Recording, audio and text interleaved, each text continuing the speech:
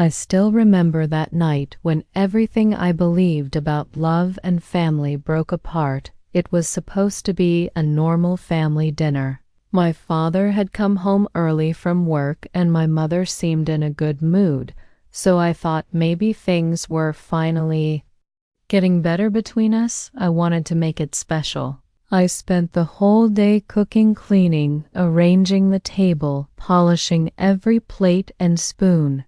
I even used my savings to buy fresh vegetables and a small cake for dessert. I thought if I did everything right, maybe they would smile, maybe they would see that I was trying to be a good daughter. When dinner started, my hands were shaking, but my heart was full of hope. My father sat at the head of the table, my mother next to him, and my younger brother across from me. I served the soup first. It smelled perfect to me, rich, warm, and full of flavor.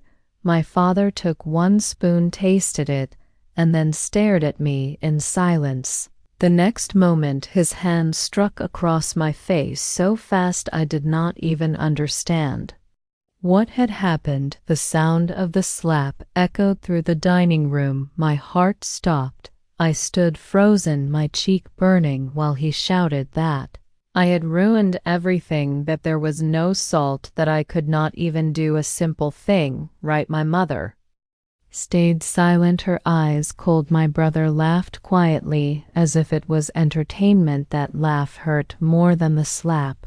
I did not cry, not a single tear. I went to my room and locked the door. I sat on the floor, feeling small, empty, and invisible. I looked at my reflection in the mirror, and I whispered to myself, never again. They think I am weak, but they will see what I can do. From that night, something inside me changed. I stopped talking much. I only answered when needed. I started saving small amounts of money from every pocket of allowance or part-time work I could find.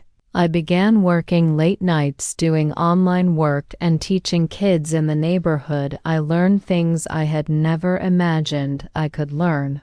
I read about business, baking, design, anything that could help me build a life of my own. They never noticed my silence. They thought I had accepted my place as the quiet, useless daughter. Months passed, and I grew stronger in my heart. I carried the pain, but I used it like fire to keep me moving. One day, my father lost his temper again over something meaningless, and he shouted that I was a burden and would never make anything of my life. I stood there calm and only said, "We will see about that." Then I turned away and he shouted after me, but I did not look back that night. I packed a small bag with some clothes, a notebook, and the little money I had saved. I waited until midnight, then I left the house quietly, walking through the empty streets. I did not even know where I was going, but I knew I could never return.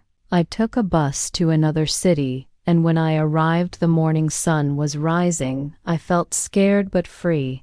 I walked for hours until I found a small cafe. The owner, an old lady, saw me sitting outside and offered me water. She asked if I was looking for work, and I nodded. She let me start helping with cleaning and dishes. She paid little, but she was kind. She treated me like a human being. For the first time in years, I worked hard every day, and she began teaching me how to bake. She said I had talent, and soon I was making bread and cakes for customers. People started liking my work, and the cafe became busier. The old lady said she had never seen someone so determined. I saved every bit I could, and after a year I rented a small room near the cafe. I bought secondhand furniture, but to me it was paradise. I had built something with my own hands. I would wake up before dawn, open the windows, and thank life for giving me another chance. One afternoon, while I was working, a woman entered the cafe and my heart froze. It was my mother. She looked older, tired, her eyes red. She called my name softly. I felt so many emotions, but I stayed calm. She said, "We have been looking for you. Your father lost his job, your brother left home, and everything fell apart." She said they realized how wrong they had been and that they missed me. She asked me to come home. I listened quietly, and then I said, "I forgave you, but I cannot return to that house."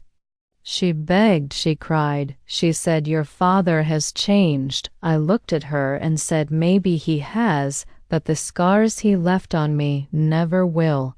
She held my hands and said, "We were a family." I said, "Families do not break each other down." She left crying, and I watched her go. That was the last time I saw her. I kept working, and a few months later, the old cafe owner decided to retire. She gave me the chance to buy it. I used my savings and some help from friends, and I turned the place into my own bakery. I named it the Second Chance. Every morning, I open its doors with pride, and people come from everywhere to buy my pastries sometimes. I see daughters and parents laughing together, and I smile not with pain but with peace because I learned something important. Revenge is not about hurting those who hurt you. It is about becoming someone they can never hurt again. I became independent, strong, and full of life. I built my name from nothing one day. A local newspaper wrote about my bakery and called it a story of courage. I framed that article and placed it near the counter every time I look at it. I remember that slap, not with anger, but as the moment that woke me up. I realized I was not meant to live in the shadow of their cruelty. I was meant to create my own light. Sometimes people come in and ask how I learned to bake, and I just smile and say, "I learned from hunger, not for food, but for respect." Today, I live in peace. I help other young girls who come to the city alone. I give them jobs and teach them what that old woman taught me, to never let pain define who they are, to turn it into strength and kindness. And every night before I sleep, I whisper to myself, "You did not get revenge by hurting them. You got revenge by healing yourself, by living better, by shining brighter, and that is the sweetest revenge of all."